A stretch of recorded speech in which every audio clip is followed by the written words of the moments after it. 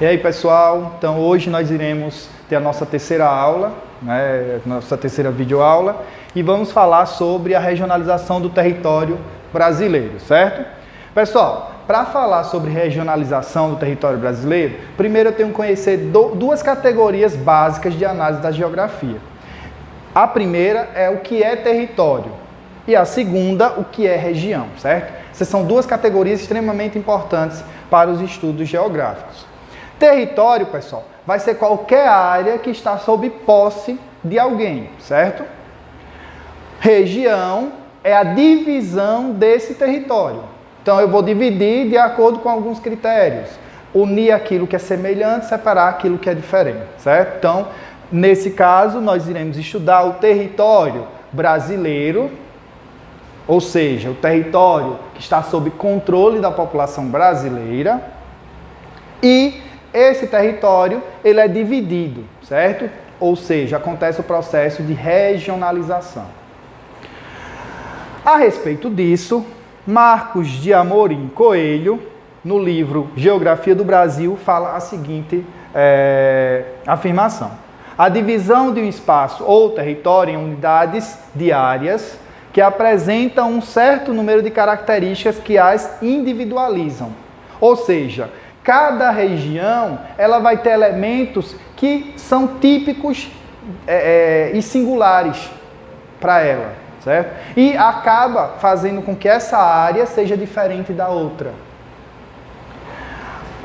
Demétrio Mognoli e Regina Araújo, em Geografia, a Construção do Mundo, falam o seguinte: o surgimento das divisões regionais oficiais está ligado a ideias de planejamentos que se consolidaram no Brasil durante a Segunda Guerra Mundial. Pessoal, uma das principais características da regionalização é realmente dividir o território para possibilitar que haja um planejamento, certo?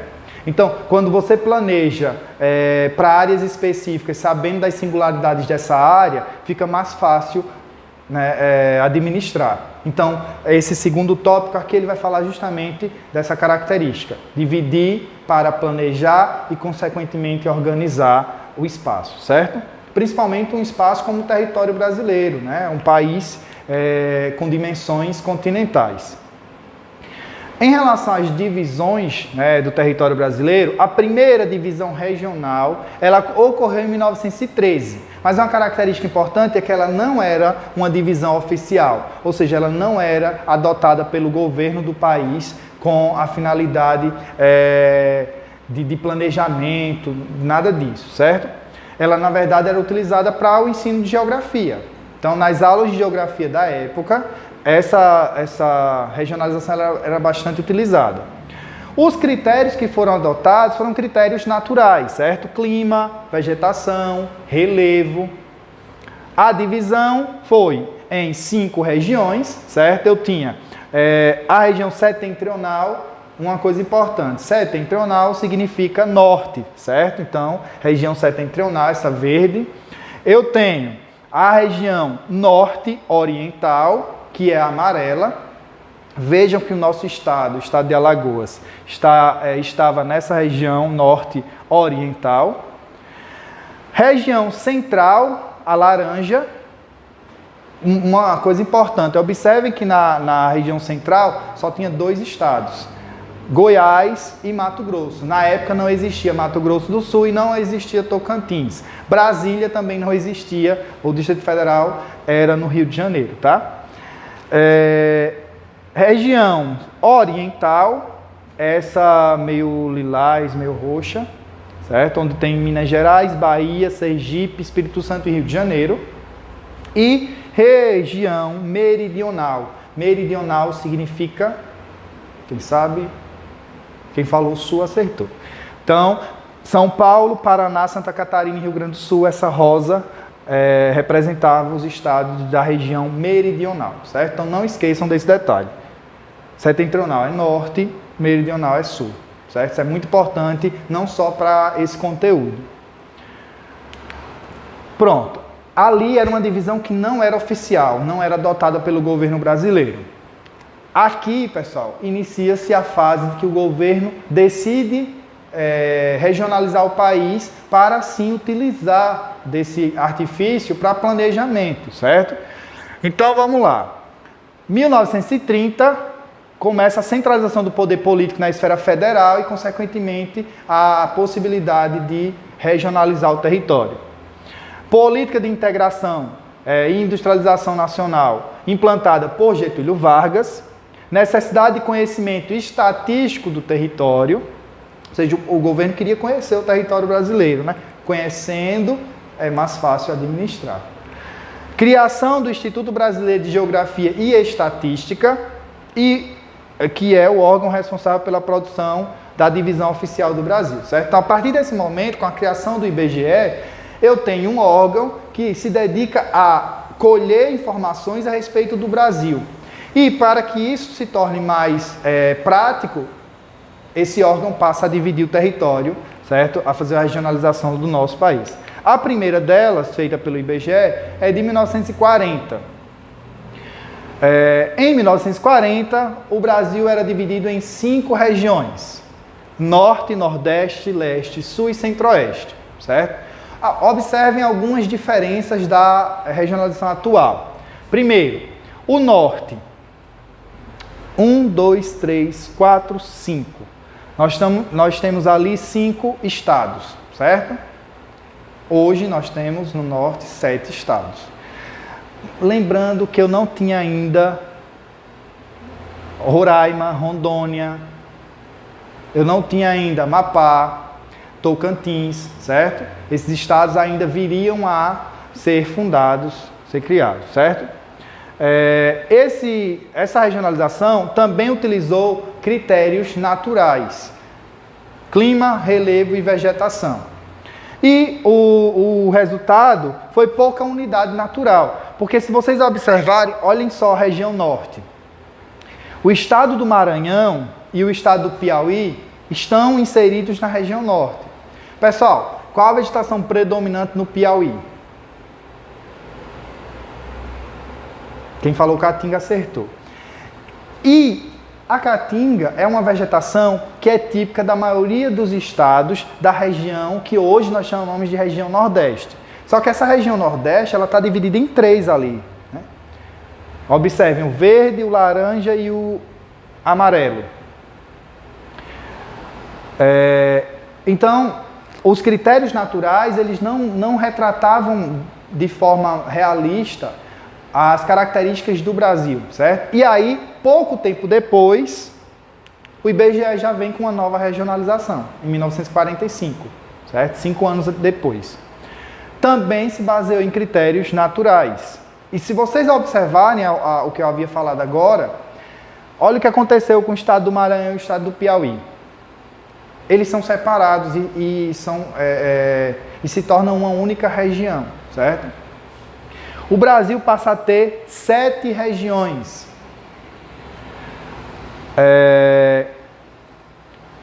Eu tenho Norte, Nordeste Ocidental, que aí é onde está o Maranhão e o Piauí. Eu tenho Nordeste Ocidental, que aí é onde está o estado de Alagoas, aquele rosa lá. Eu vou ter o Centro-Oeste, que é o rosa um pouco mais escuro. Leste Setentrional, que está ali só Bahia e Sergipe. Leste Meridional, onde eu tenho Minas Gerais, Rio de Janeiro e Espírito Santo. E o Sul, certo? Se vocês observarem bem, o Sul ele era bem subdividido, certo? Dá uma olhadinha aí no livro que vocês vão ver quais eram os estados que faziam parte do Sul, certo? Só para vocês terem noção, tem aí um estado de Guaporé e Ponta Porã, né? Que aí eles haviam sido recentemente criados, né? São os territórios Fernando Noronha, Amapá, Rio Branco, Guaporé e Ponta Porã. Foram criados em 1943, certo? 1970, uma nova proposta de regionalização. Essa proposta ela é baseada no conceito de regiões homogêneas. combinação de aspectos naturais e econômicos. Até esse momento, as regionalizações propostas, elas só pegavam como critério principal os naturais, certo? Questões físicas. A partir desse momento, na regionalização de 1970, são adotados também critérios econômicos, certo? Com o predomínio do segundo, que é o critério econômico. E aí o Brasil ele vai ser dividido novamente em 5 regiões, certo? O território do Acre é transformado em estado. Pessoal, uma coisa importante. Professor, o Brasil tinha territórios e estados. Qual a diferença? Quando eu tenho essa divisão em determinado país de território, estou falando que não existia um governo para o território em si. O que existia era o governo federal que controlava esse território, certo? Então, as leis que prevaleciam no território eram as leis federais. Quando eu tenho o Estado, eu já tenho as leis estaduais. É claro que nenhuma lei estadual pode ferir as leis federais, certo? Mas a autonomia do Estado, diante do governo federal, é maior, certo? E aí o Acre, nesse momento, se torna um Estado. O território de Rio Branco passa a ser denominado território de Roraima, certo? Então, Roraima passa a ser um território. Aliás, o território de Rio Branco, né, permanece sendo território, mas agora passa a se chamar Roraima. Não é estado ainda, certo? Alagoas, lá na região Nordeste, certo? Se vocês observarem, a divisão ela é bem parecida com a atual, né? O Sul tem 3 estados, o Sudeste com 4 estados, o Nordeste com os 9 estados. A diferença aqui que a gente vai perceber nesse próximo slide é com a região Centro-Oeste e a região Norte, certo? Pronto, chegamos à regionalização de 1990, que é a regionalização atual. Ela é baseada nas macro-regiões, combinação de elementos demográficos, econômicos e naturais. Então, agora eu estou levando em consideração questões demográficas, questões econômicas e questões naturais, nessa regionalização que nós utilizamos atualmente. Os territórios de Roraima e Amapá passam a ser estados em 1988. O estado de Tocantins é criado, então desmembra-se do estado de Goiás, certo? Acontece a extinção do território de Fernando de Noronha. Então, Fernando de Noronha agora deixa de ser administrado pelo governo federal em si e passa a ser administrado pelo estado de Pernambuco. E aí, automaticamente, essa regionalização ela passa a entrar em vigor em 1990 e é utilizada até os dias atuais, ok? Pronto. Só que aquela regionalização que eu acabei de mostrar para vocês era uma proposta do IBGE, que foi criado pelo governo com o intuito, né, de mapear o território brasileiro, levantar dados, possibilitar que o governo se planejasse, beleza. Só que um geógrafo brasileiro, no ano de 1967, chamado Pedro Pinchas Geiser, ele vem com uma nova proposta, com uma nova regionalização. Ele diz, olha, a regionalização oficial, ela não consegue traduzir, de fato, esse processo de integração e modernização do Brasil. E eu vou lançar uma proposta de uma regionalização mais eficiente, né? Os complexos regionais refletem os resultados da integração econômica promovida pela concentração industrial do Sudeste. Ou seja, um dos elementos que vai ser levado em consideração é domínio de questões econômicas, certo? Onde é que as indústrias estão mais inseridas? Qual é o tipo de atividade econômica que se pratica nessas áreas, certo? Então, para se fazer essa regionalização, levou-se em consideração esses critérios. Os limites dos complexos, que é uma diferença, eles não obedecem os limites estaduais, certo? Ou seja, se vocês observarem lá, aquela região entre o laranja, que é o 3, e o 2 vermelho, que é a região Nordeste e região Centro-Sul. Se vocês observarem, o norte de Minas Gerais está laranja, mas Minas Gerais não pertence na regionalização anterior ao Sudeste. Por que ela está laranja? Primeiro, essa regionalização ela não obedece critérios estaduais. A região ali é uma região que está inserida no polígono das secas. Então as características são muito semelhantes ao restante do Nordeste. Por isso que aquela parte ela passa a ser inserida como Nordeste, certo? E é um dos motivos dela não ser tão aceita pelos órgãos federais. Os 3 complexos são a Amazônia, então nós não chamamos o complexo 1 de Norte, nós chamamos o complexo 1 de Amazônia. O 2, Centro-Sul. Pessoal, uma característica importante do Centro-Sul é o domínio industrial, certo? A maioria das indústrias do país estão inseridas no Centro-Sul. E aqui vem algumas características básicas dos 3 complexos, certo? O complexo Amazônia tem como domínio o domínio amazônico, né? Predomínio da floresta amazônica. Fronteira, considerada a fronteira de expansão da economia nacional. Nós temos um processo de desmatamento muito intenso para a prática de atividades da agropecuária na região, né, da Amazônia. Problemas entre desenvolver e preservar a maior biodiversidade do planeta. Então, o maior problema enfrentado pelo complexo amazônico é justamente tentar equilibrar o desenvolvimento econômico com a preservação ambiental. O complexo do Nordeste, ele apresenta os piores indicadores de desenvolvimento humano do país. Mas hoje vive um acelerado crescimento econômico de alguns estados, certo? Então está acontecendo uma descentralização da indústria no país, muitas indústrias estão se instalando aqui no Nordeste, os estados do Nordeste estão tendo um crescimento econômico considerável, mas ainda assim apresentam os piores indicadores do país. E o último complexo, o complexo Centro-Sul. Olha só o ponto-chave desse complexo, certo? Coração econômico do Brasil. Representa a integração do Sudeste industrial e financeiro com o Sul agrícola e industrial. Possui também graves problemas sociais como violência, poluição ambiental, falta de moradia, certo? Problemas que foram sendo produzidos a partir dessa industrialização, porque a industrialização ela vai trazer problemas ambientais, certo?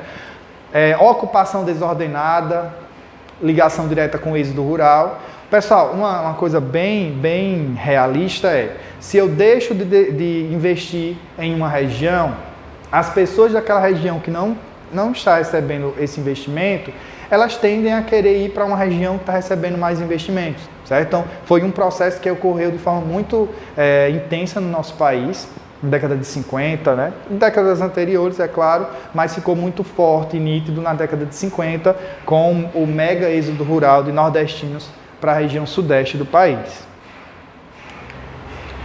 Quais são as principais causas das desigualdades regionais no Brasil? Primeiro, industrialização concentrada. Pessoal, as indústrias brasileiras se concentram, em sua grande maioria, na região sudeste do país, né? Seguido da região sul, seguido da região centro-oeste, ou seja, da região centro-sul. E isso acaba gerando uma disparidade de desenvolvimento muito grande. O Centro-Sul se beneficiou com o modelo de industrialização de substituição das importações. Esse modelo adotado no governo de Getúlio Vargas. Vamos produzir aqui no Brasil aquilo que nós costumávamos comprar no exterior. Só que esse modelo privilegiou a região sudeste do país. Então, os maiores investimentos foram na região sudeste. Acabou que as demais regiões foram meio que abandonadas, né? Vale lembrar que em um determinado momento da história do Brasil, a região mais importante era o Nordeste, né? No período colonial, né? Devido à produção de cana-de-açúcar.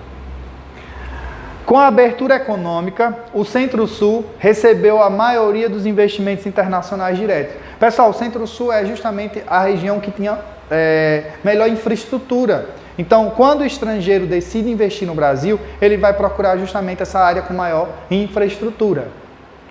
Logo, o Centro-Sul se beneficiou com essa questão. A maioria das sedes de empresas de território nacional localiza-se no Centro-Sul. Concentração das melhores universidades nacionais e centros de pesquisa. Certo? Temos ótimas universidades fora desse eixo aí, mas ainda assim, os maiores investimentos ocorrem na região centro-sul do país, quando a gente fala de universidades e centros de pesquisa. A luta para tentar mudar esse cenário é grande, certo? Então, os governos estaduais do Norte e do Nordeste, eles possuem um foco muito grande para tentar reduzir essa diferença com o Sudeste do país, né? Principalmente o Sudeste, a região Centro-Sul do país. Mas ainda assim é uma diferença histórica, né? Uma disparidade histórica é difícil de você resolver em pouco tempo. Os incentivos fiscais para a industrialização do Nordeste e da Amazônia beneficiaram empresários do Centro-Sul, ou seja, até as ações que foram para, teoricamente, diminuir a desigualdade, acabou beneficiando empresas e empresários da região Centro-Sul, certo? Por quê? Vamos levar indústrias para o Nordeste, para o Norte do país. De onde é que vai vir esse investimento? Centro-Sul. Né? Então, uma das grandes lutas atuais é conseguir investimento externo, ou seja, investimento estrangeiro para o Norte e para o Nordeste do Brasil. E, por fim, a agenda, vocês vão responder páginas 46 e A49, ok? Das atividades propostas. E até a próxima. Um cheiro.